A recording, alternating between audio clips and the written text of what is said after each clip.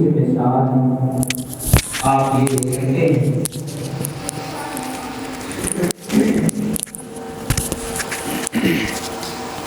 کہ ایک وقت تھا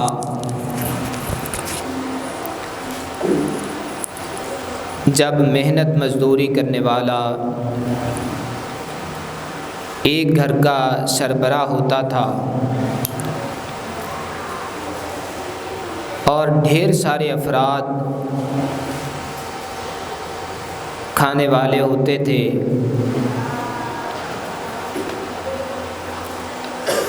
اور کبھی ان کی زبان پہ شکوے کے الفاظ نہیں ہوتے تھے، بڑی آسان زندگی تھی۔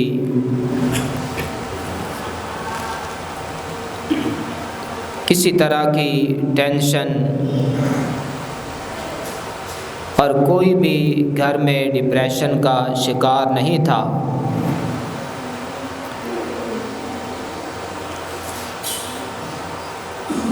لیکن جیسے جیسے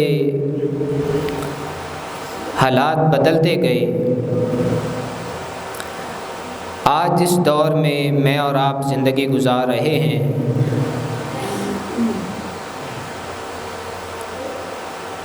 ایک بندہ ایک سے بڑھ کر مصروفیت رکھتا ہے، اور گھر میں کمانے والے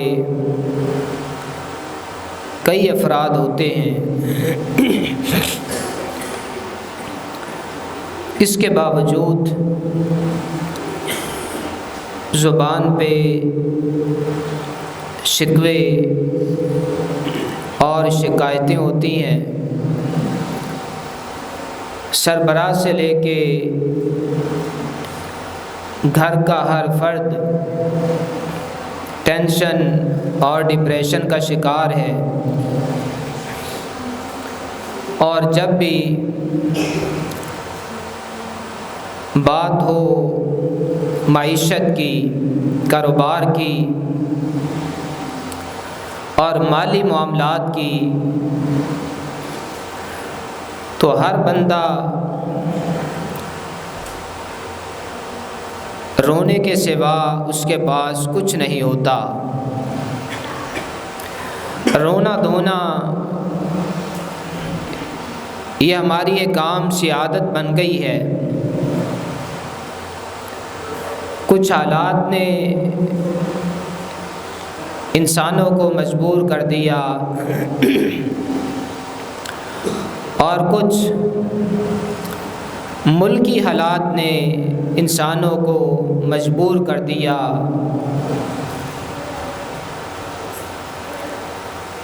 کہ ہر انسان معیشت کا نام لے کے روتا ہے، کاروبار کا نام لے کے شکوے شکایتیں کرتا ہے، اور مالی بحران کا شکار ہر بندہ تقریباً نظر آتا ہے۔ کسی کا کاروبار ہے تو اس کے پاس بھی رونے دھونے کے سوا کچھ نہیں ہے، کوئی ملازم ہے تو اس کے پاس بھی رونے دھونے کے سوا کچھ نہیں ہے، کچھ محنت مزدوری کرنے والا روزانہ 800-900 روپیہ لے کے اس کے پاس بھی رونے دھونے کے سوا کچھ نہیں ہے۔ آخر ایسا کیوں ہے؟ یہ معاشی بحران جس کا شکار ہم ہیں، اور یہ معاملہ صرف ایک آدھ گھر کا نہیں ہے، ایک آدھ انسان کا نہیں ہے، بلکہ یہ معاملہ مجموعی طور پہ ہمارے پورے معاشرے کا، ہمارے پورے ملک کا ہے۔ آخر وجہ کیا ہے؟ کمانے والے بھی ہیں، رزق بھی آتا ہے اور وافر مقدار میں آتا ہے، اس کے باوجود گھروں کے اخراجات کور نہیں ہوتے، گھروں کے اخراجات مینیج نہیں ہوتے اور ہماری ضروریات، حتیٰ کہ بنیادی ضروریات کھانے پینے کی اور تعلیم کی، وہ ضروریات بھی ہماری پوری نہیں ہوتی، اس کی وجہ کیا ہے؟ یہ معاشی بحران کس وجہ سے ہے؟ آپ کسی سے بھی بات کریں اس ٹاپک پہ، کسی کے سامنے آپ گفتگو کریں، آ جا کے جو وہ بات کرے گا وہ کرے گا مہنگائی بہت زیادہ ہے، آ جا کے وہ بات کرے گا حکمران ٹھیک نہیں ہیں، حکمرانوں سے حالات کنٹرول میں نہیں ہیں، اس سے بڑھ کر وہ کوئی بات نہیں کرے گا۔ معیشت کا جو بحران ہے، ہمارے گھروں کے جو حالات ہیں اور معاملات ہیں، کوئی بندہ یہ نہیں سوچتا کہ شاید اس کے پیچھے میرا اپنا ہی معاملہ کوئی نہ ہو۔ ملکی قوانین اور مہنگائی اور حکومت کی پالیسیاں یہ بھی ایک وجہ ہے، یہ بھی ایک سبب ہیں انسانوں کو معاشی طور پہ کمزور کرنے کی اور انسانوں کو معاشی طور پہ تنگ کرنے کی۔ لیکن کچھ ایسے اسباب ہیں جن کا تعلق ہماری زندگی کے ساتھ ہے۔ آج کے خطبے میں چند ایک ایسی باتیں قرآن و سنت سے جن کا تعلق ہماری اپنی ذات کے ساتھ ہے، اگر وہ اسباب ہم دیکھ لیں، ان کو سمجھ لیں، ان کے مطابق ہم چلنا شروع کر دیں، ہمارا رونا دھونا انشاءاللہ ختم ہو جائے گا، مہنگائی چاہے اس سے بھی ڈبل ہو جائے۔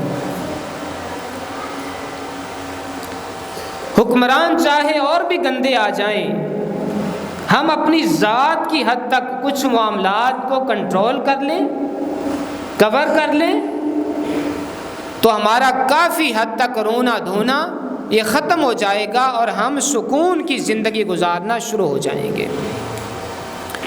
آپ کہتے ہیں ہماری معیشت برباد ہوئی حکمرانوں کی وجہ سے، مہنگائی کی وجہ سے، ہمارے ملکی قوانین کی وجہ سے، اور قرآن مجید کہتا ہے کہ تمہاری معیشت برباد ہوتی ہے تمہاری اپنی وجہ سے۔ آئیے، سب سے پہلا سبب جو انسان اپنی معیشت کو بہتر بنانا چاہتا ہے، جو انسان خوشحال زندگی گزارنا چاہتا ہے، اور جو انسان جتنا ہے، جتنا اس کے پاس ہے، اس میں اچھی وہ زندگی بسر کرنا چاہتا ہے، آئیے وہ قرآن و سنت کو سمجھنے کی کوشش کیجیے۔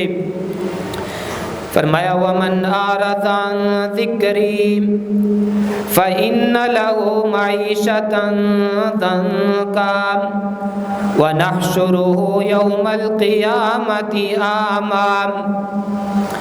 جو بھی انسان میرے ذکر سے اعراض کرے گا، میرے ذکر سے منہ موڑ لے گا، اور ذکر سے یہاں مراد قرآن مجید ہے، جو بندہ قرآنی تعلیمات سے منہ موڑ لے گا، حدیث سے منہ دوسری طرف کر لے گا، سب سے پہلا نقصان اسے کیا ہوگا؟ فَإِنَّ لَهُ مَعِيشَةً ضَنْكًا، اس کے لیے معیشت تنگ کر دی جائے گی۔ یہ قرآن مجید کی آیت ہے۔ معیشت عربی کا لفظ ہے، یہی اردو میں استعمال ہوتا ہے۔ اس کے لیے معیشت تنگ کر دی جائے گی، معاشی معاملات اس سے کنٹرول سے باہر ہو جائیں گے، وہ اپنے مالی معاملات کو کور نہیں کر سکے گا جو بندہ بھی قرآن و سنت سے منہ موڑے گا۔ سب سے پہلا سبب، اگر چاہتے ہو کہ تمہاری معیشت بہتر ہو جائے، سب سے پہلے قرآن و سنت کی طرف آ جاؤ۔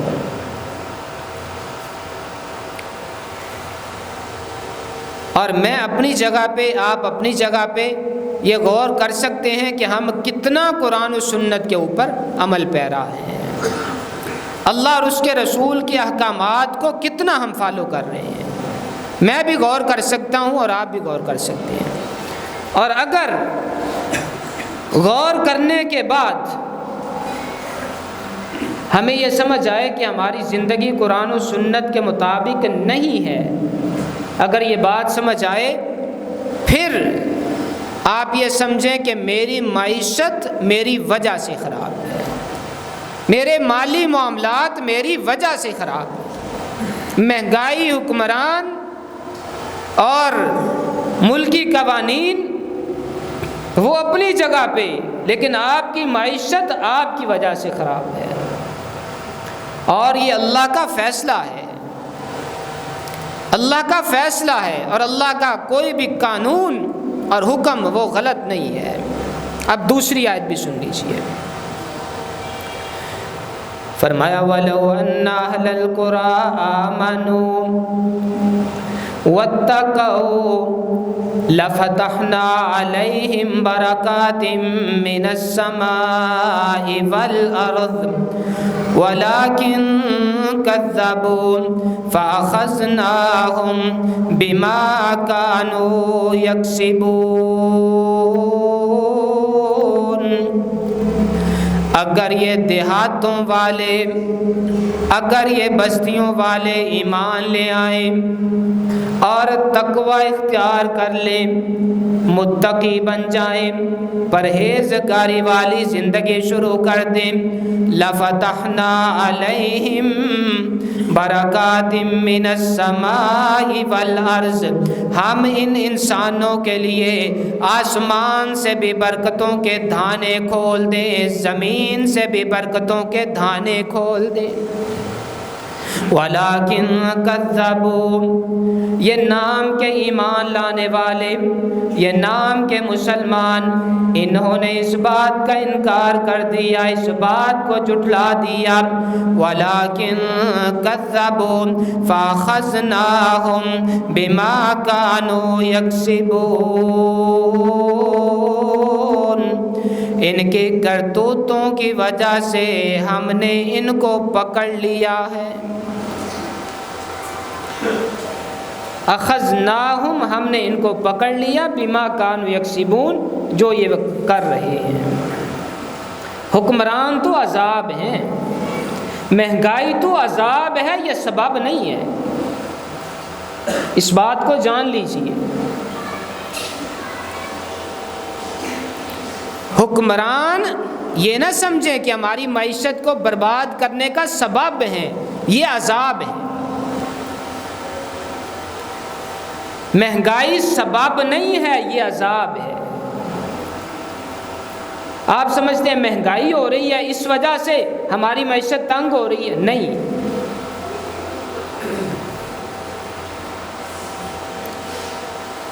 جیسے ہم ویسے حکمران مسلط کر دیے جاتے ہیں،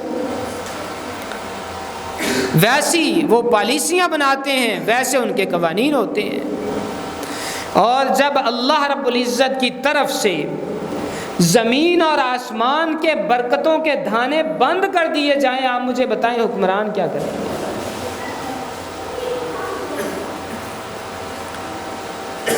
اس وجہ سے سب سے پہلے اپنی معیشت کو مضبوط کرنے کے لیے اپنی زندگی کو اللہ کے احکامات کے مطابق لائیے۔ کلیئر بات ہے، جو بندہ اللہ سے دور ہے وہ مالی طور پہ پریشان رہے گا، اس کا رونا دھونا ختم نہیں ہوگا، اور وہ اپنے معاشی معاملات کو مینیج نہیں کر سکے گا۔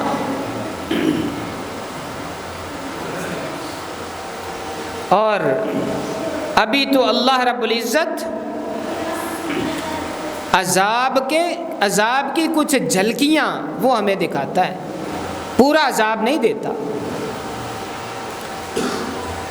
جیسے ہمارے اعمال ہیں نا، اس کے مطابق اگر ہمیں سزا دی جائے، اللہ کی قسم ہمیں ایک گھونٹ پانی کا نہ ملے، ایک گھونٹ۔ یہ تو اللہ رب العزت، بلکہ پانی کیا ملنا، ہم تو زمین پہ چلنے کے قابل نہ رہے ہیں، اور یہ قرآن کہتا ہے۔ فرمایا وَلَوْ يُؤَاخِذُ اللَّهُ النَّاسَ بِمَا كَسَبُوا مَا تَرَكَ عَلَى ظَهْرِهَا مِن دَابَّةٍ، اگر اللہ پکڑ دھکڑ شروع کر دے ان گناہوں کی وجہ سے جو انسان کرتے ہیں، ان کرتوتوں کی وجہ سے جو انسان کرتے ہیں، اگر اللہ رب العزت ان کی وجہ سے پکڑنا شروع کر دے، ما ترک علی ظہرہا من دابہ، پھر زمین پہ تمہیں کوئی بھی چلنے پھرنے والا نظر ہی نہ آئے، وہ پکڑ پکڑ کے مارتا جائے، برباد کرتا جائے، انسان ختم ہو جائے۔ ابھی تو وہ پوری پکڑ کرتا نہیں ہے، وہ تو عذاب کا تھوڑی سی جھلکی دکھاتا ہے ہمیں، حکمرانوں کی صورت میں، مہنگائی کی صورت میں، زلزلے کی صورت میں، کبھی کسی صورت میں کبھی کسی صورت میں، یہ تو ایک جھلکی ہے۔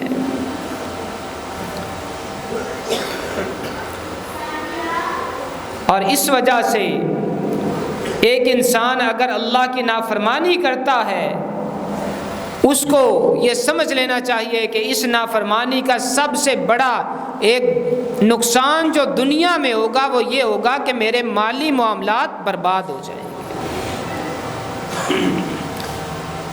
اب رسول اللہ صلی اللہ علیہ وسلم کا ایک فرمان بھی سن لیجیے تاکہ یہ مسئلہ کلیئر ہو جائے، کسی بھی اللہ کے نافرمان کو اس میں شک نہ رہ جائے، جو بے نمازی ہے، جو دین اسلام سے دور ہے، وہ اگر معاشی طور پہ کمزور ہے، اس کو شک نہ رہ جائے کہ اس کا سبب میری اپنی ذات ہے۔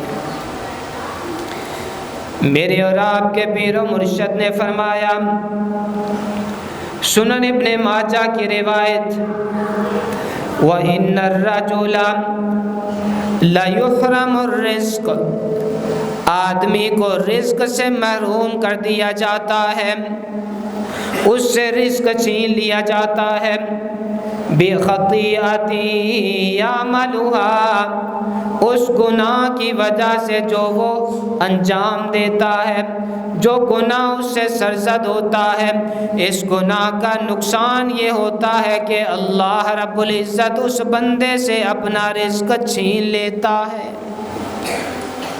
سنن ابن ماجہ کی روایت سند کے اعتبار سے صحیح روایت ہے، گناہ کی وجہ سے رزق چھین لیا جاتا ہے۔ اب رزق کیسے چھینا جاتا ہے؟ شاید یہ بھی غلط فہمی ہو کسی کو تو وہ بھی دور ہو جائے۔ اللہ رب العزت ظاہراً بھی رزق کو چھین لیتے ہیں، کاروبار برباد ہو گیا، ملازمت تھی ختم ہو گئی بظاہر، کھیتی تھی برباد ہو گئی، اور دوسرا رزق چھیننے کا مفہوم یہ ہے کہ جتنا آتا ہے اس سے ڈبل نکلتا جاتا ہے، یہ بھی رزق چھینا گیا۔ بے برکتی، یہ بیماری میں جا رہا ہے، یہ مقدمے میں جا رہا ہے، یہ چوری ہو گیا، یہ ڈکیتی ہو گئی، جتنا آتا ہے ڈبل لگا جاتا ہے، بے برکتی، نقصان پہ نقصان۔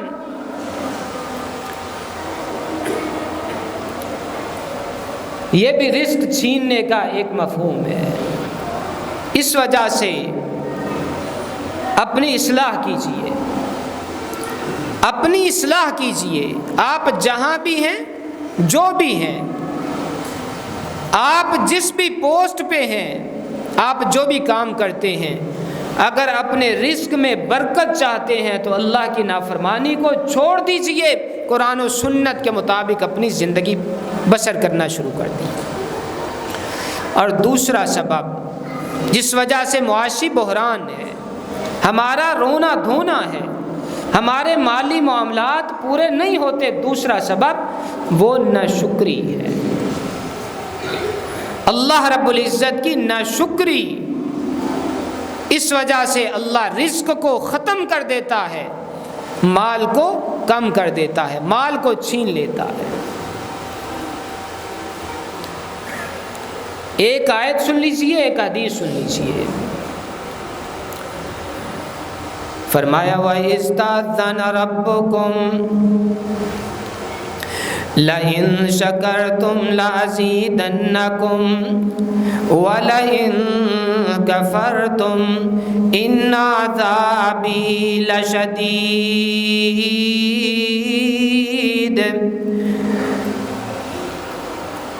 تمہارے رب نے یہ فیصلہ کر دیا ہے، اعلان کر دیا ہے، لَئِن شَكَرْتُمْ لَأَزِيدَنَّكُمْ، اگر تم اللہ کا شکر ادا کرتے جاؤ گے، شکر والی زندگی بنا لو گے، آپ کی زبان سے اللہ کے شکر کے سوا کلمات نکلتے ہی نہیں ہیں، آپ کے اعمال سے اللہ کا شکریہ ادا ہوتا ہے، زبان سے اللہ کا شکریہ ادا ہوتا ہے، اگر تم شکر ادا کرتے جاؤ گے اللہ تمہیں اور دیتا جائے گا اور عنایت کرتا چلا جائے گا اور تمہارے مال میں اضافہ کرتا چلا جائے گا۔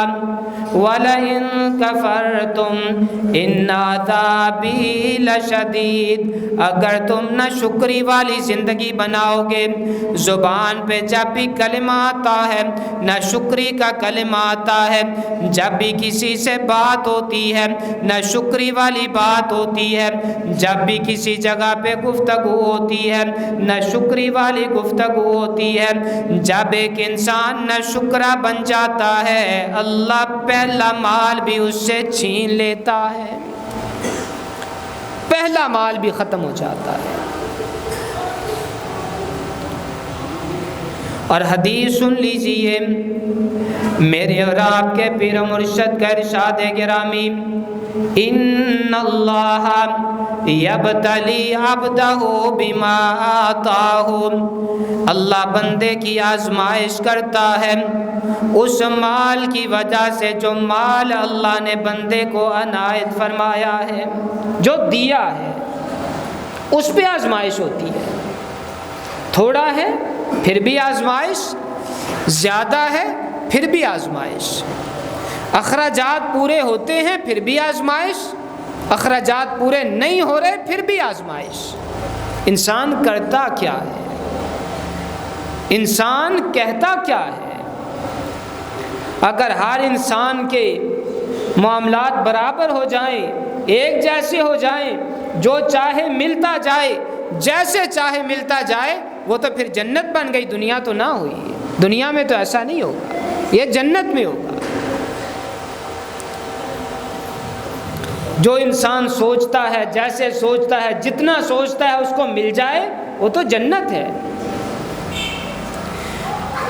ان اللہ یبتلی عبدہ بما آتا، جتنا دیا، جس کو دیا، جیسے دیا، اللہ رب العزت بندے کی آزمائش کرتا ہے۔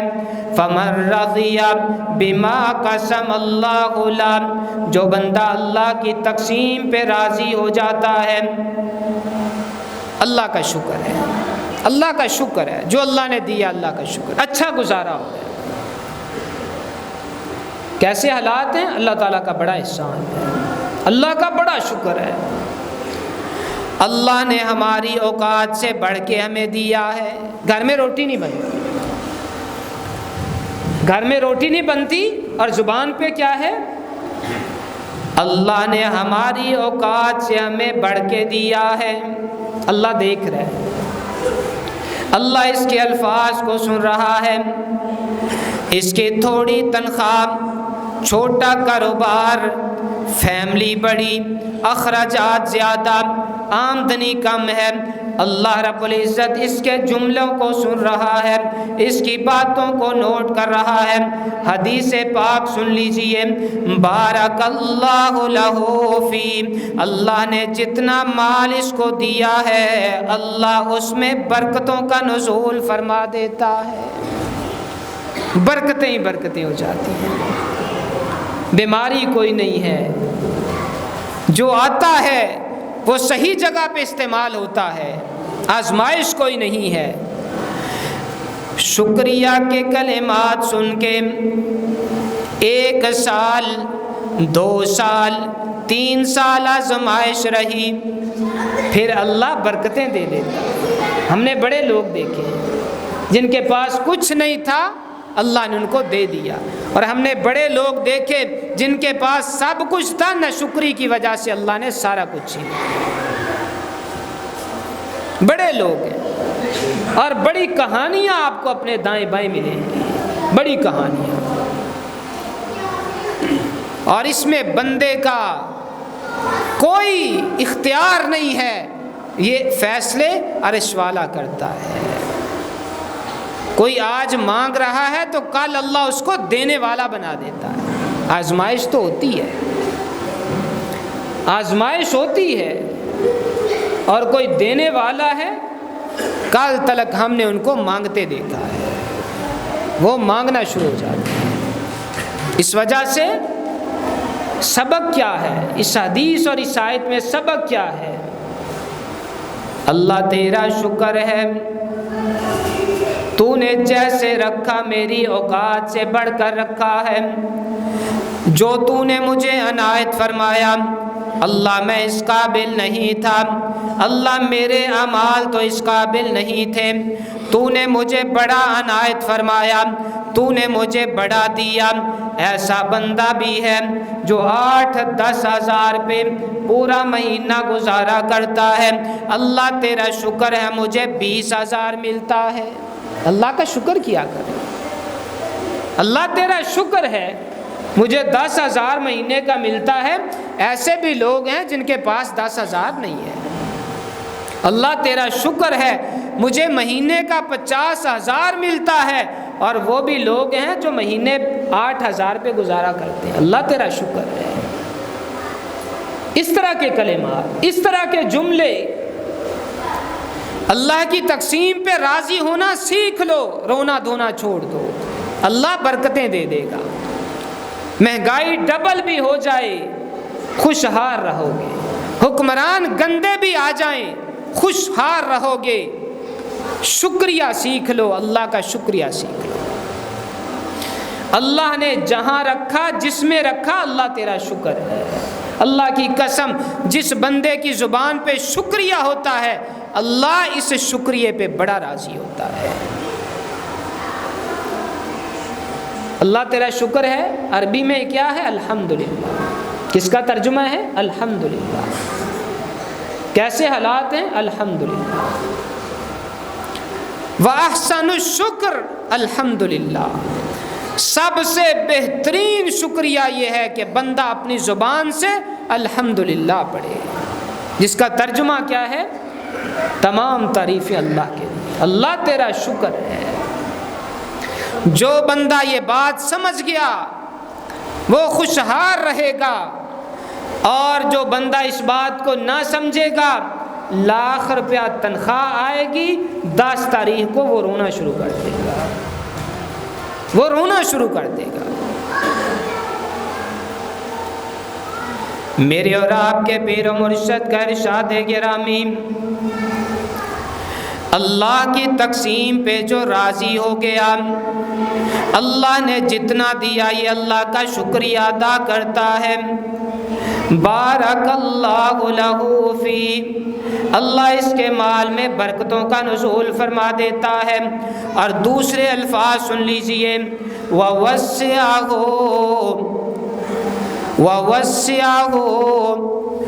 اللہ اس کے رزق میں وسعت بھی پیدا فرما دیتا ہے، رزق بھی زیادہ ہو جاتا ہے۔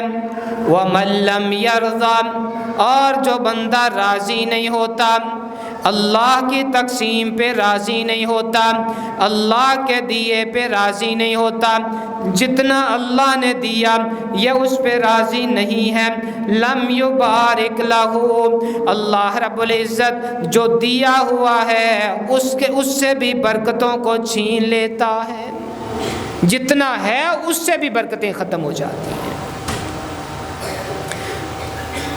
اللہ کا شکریہ کرنے والا بندہ معاشی طور پہ مضبوط ہو جاتا ہے، مالی طور پہ مضبوط ہو جاتا ہے۔ آپ مجھے بتائیے، ایک بندہ اگر 40-35 ہزار 50-55 ہزار لے کے خوش نہیں ہوتا تو وہ 2 لاکھ لے کے خوش ہو جائے گا؟ وہ 2 لاکھ لے کے بھی خوش نہیں، وہ مرتا ہی رہے گا۔ اور ایسے بھی انسان ہمارے معاشرے میں ہے نا، 10,000 تنخواہ ہے۔ کتنی تنخواہ ہے؟ 10,000، 8,000، 15,000 ہے نا، اس طرح کی بھی لوگ۔ پھر ان کو تو مر جانا چاہیے۔ اگر 50,000 والا روتا ہے تو 15-20 ہزار والا کہاں جائے گا؟ اللہ کا شکر سیکھو، جس حال میں اس نے رکھا، جہاں رکھا۔ آپ کے گھر میں ڈیلی 200 روپیہ اگر آتا ہے پھر بھی اللہ کا شکر سیکھ لیجیے، اللہ 200 میں برکت پیدا فرما دے گا۔ اور نہ شکری کرنے والا بندہ مالی طور پہ کبھی مضبوط نہیں ہو سکتا، کبھی مضبوط نہیں ہو سکتا۔ اس کے معاشی معاملات کبھی بہتر نہیں ہو سکتے جس کی زبان پہ اللہ کا شکر نہیں ہے۔ اللہ آسمان پہ دیکھ کے بیٹھ کے آزمائش کرتا ہے بندے کی، جو شکریہ ادا کرتا جاتا ہے اللہ رب العزت اس انسان کو مال اور دیتا جاتا ہے، اس انسان کے لیے برکتوں کا نزول اور کرتا چلا جاتا ہے۔ تیسرا سبب معیشت برباد ہونے کا،